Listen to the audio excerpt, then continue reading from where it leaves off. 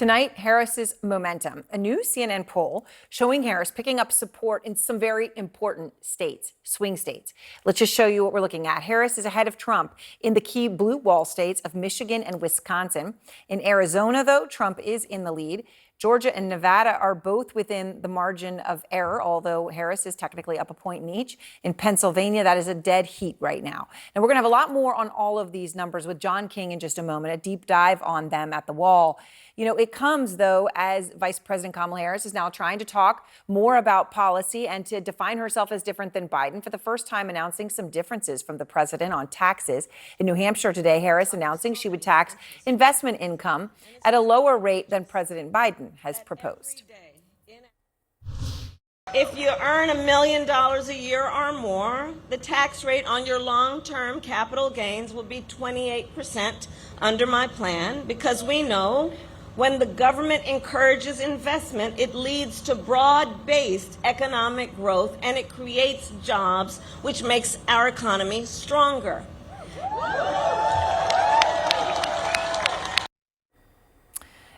To be clear, she would increase taxes by a lot less than Biden on capital gains, but still increase them more from where they are now. Former President Trump firing off nearly a dozen online videos around the time that Harris was speaking about her economic policies, one after the other. He was talking about the border, communism, crime, Biden, and also the economy. Trump cash versus Kamala crash. We're going to have a crash like 1929 if she gets in. It will not be pretty. That line of attack actually is reminiscent, in fact, almost identical to what Trump was warning about the last time around. If Biden wins, you're going to have a stock market crash, the equivalent of 1928 and 1929. Of course, that has not happened despite Trump's prediction. It is clear, though, that both of sides know that the economy is key in the election, right? It is the focus for voters more than anything else. So John King, now at the Magic Wall, as promised. So, John, as you look at it right now with all the latest, polling data, all that you've got, where and what are the paths right now to 270 tonight? Aaron, strap in. Our new polling shows, yes, some Harris momentum, but the big headline is this is a very, very, very, very, I could add a few more very close races. Let's just look at the data, what it tells us. This is where we are right now. The yellow states are our toss-up states. They include North Carolina. We did not poll in North Carolina this time. I'm going to lean it red. Democrats will get mad at me, but I'm going to lean that one red until I see data that proves otherwise, because it has gone red in every election since 2008. When Obama won it, was Republican before that. Here's our new polling. Harris ahead in Wisconsin outside the margin. Harris ahead in Michigan, just outside the margin. That gets her to 250, right? Donald Trump ahead in Arizona, outside the margin. Let me make that red. That would move him up to 246. Pretty close, right? And then you mentioned these other states are too close to call. Pennsylvania, a genuine tie. Let's just say Harris is really +1 in Georgia and +1 in Nevada. This is just one poll. This is a hypothetical here. That alone, though, if she could held that, would get her to 272, and she could win the presidency without Pennsylvania. But, again, she's +1 in the polling. It's just as plausible, and we've seen other data, that Donald Trump could win Georgia and Donald Trump could win Nevada as well. That would get him to 268. So what happens then? You're looking at Pennsylvania, right? Let's assume Harris ekes it out. It's a tie right now. If Trump won it, he'd be president of the United States. If Harris won it under this scenario, and again, it's a scenario, that gets you to 269, 268, and it all comes down to Nebraska's 2nd congressional district, either a tie or it puts Harris over the top at 270. I'm not saying that's going to happen. What I'm saying is if you look at this data, here's where we start today. Those polls tell us, Aaron, look, we are 8 weeks and 6 days away from counting votes. It's competitive. 269 to 268. That's a nightmare scenario, I think, for so many in this country, no matter which side of the political spectrum you may be on. But, John, when I was just mentioning right before you came on, talking about the economy, which both Harris and Trump were focused on today, it is the number one issue. And Trump still has, at least from the polling you're looking at, he still has the edge there, right? This is Trump's biggest advantage, which is why he wants to hold it and why you see the vice president out doing economic speeches. Her ads are also tilting now heavily toward the economy. In Arizona, Trump's up 5 overall. Voters view him as the better candidate by 15 points on the economy. In Georgia, where Harris is tied, maybe +1, Trump has a slighter advantage. So you can see the trend here. In places where Harris is competitive or ahead, Trump's numbers are lower. Nevada is the outlier. This economy got thrown in the trash during COVID. But the key for Harris is to bring this Trump advantage down. Where she's winning in Wisconsin, she's up 6 in the state. Trump only +2 on the economy. This is her biggest challenge. Try to, if she can't catch Trump on the economy, at least make him +2 or +4, not +8, 16 or more. The economy right now is Trump's biggest advantage by far. All right, well, now you go down deep in the polling today. Right. There were some warning signs for Harris and specific vulnerability with key voting groups. What are they?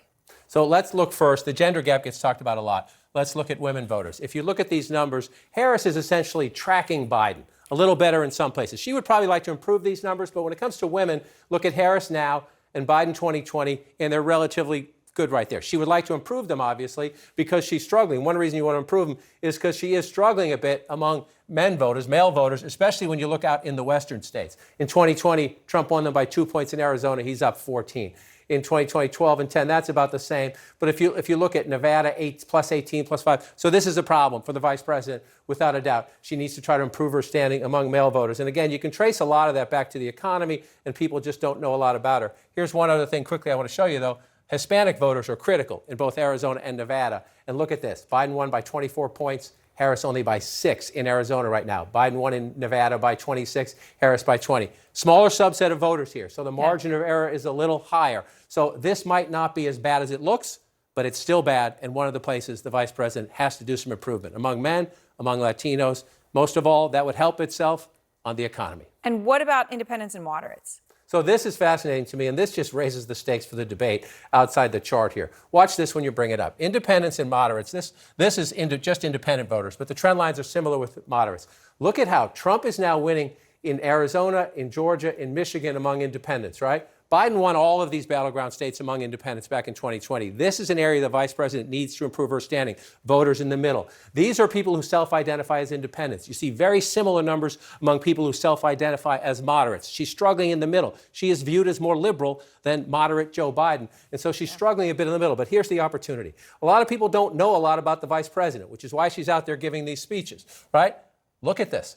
The percentage of voters in each of these battleground states who say they might change their mind. It's in the teens, 11% in Georgia, tends to be in the low to mid-teens in all these other battleground states. But look at the independents, 24%, 23%, 27%, 23%, 29%. They are open to changing their mind if Kamala Harris can prove herself on the economy and on leadership.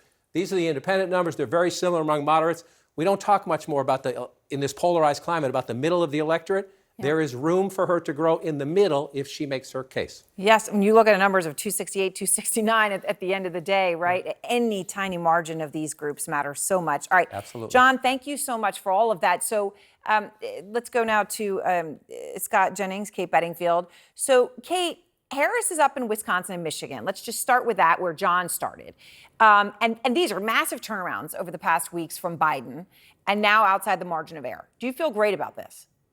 I feel good. I feel encouraged. I wouldn't say I feel great, because I think the totality of the numbers show that this is still and is going to be an incredibly, incredibly close race. We just heard John go through it. I think what the numbers today show is that Kamala Harris has more pathways, more conceivable pathways to 270 than Trump does, or at least than Trump felt like he did 6 weeks ago when Joe Biden was at the top of the ticket. I think there's no question his path has narrowed. So I think these numbers should give Democrats, they should be heartened. I think it's showing that she continues to build strength in the coalition that she needs to win. And as John was just saying, that she has room to grow. Trump, I think, probably has a little bit less room to grow, in part because he is so well defined. I think it is encouraging. I don't think by any stretch the Democrats should view this as a slam dunk, though. There is a long way to go in this race, and it's clearly very, very close. I mean, Scott, obviously a few weeks ago, pretty much all those swing states, Trump thought he had it locked up. He was talking about New Hampshire, right? So it is a small solace to say, oh, well, she's only up 1% in Georgia. We can still do that. I mean, it's still got to be pretty grim to look at these for Trump's team, isn't it? I don't know. I mean, he was underestimated badly in several of these states by a lot of polling in 2016 and 2020, including in some CNN polling, I might add. I agree with Kate. I think it's an incredibly close race. Either of these candidates could win any of these states we're talking about. And I also agree with John that the ticket to victory for the middle and for some of these male voters that they're competing for is really to talk about the economy. I had to chuckle a little bit today listening to her talk about her tax policy. I mean, she's like, see, Joe Biden's tax policy is only going to kill you as much as, Jason Voorhees. But I'm more like Mike Myers. See, isn't that better?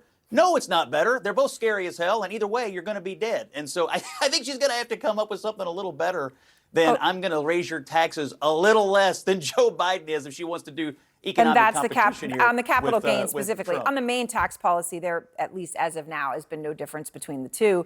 Kate, let me just ask you though, one thing that John mentioned there when we're talking about these different voting groups, and Scott just brought up men, but I want to ask about independents and moderates, right? Those independents that he was looking at in swing states, 25 to 30% of them are open to changing their mind at this point.